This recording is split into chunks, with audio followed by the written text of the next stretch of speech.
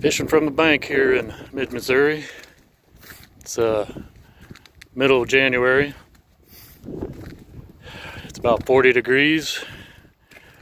It has been raining most of the day. It's supposed to come back and downpour on me some more, so I'm set up for it. Hoping my rocks hold up. Keep me in place.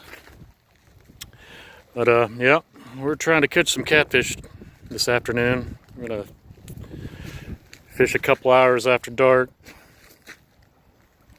Hopefully we can get on some fish.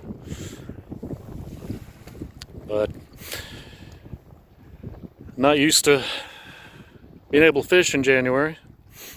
So most definitely taking advantage of it. Even though it is kind of a not so pleasant of a day.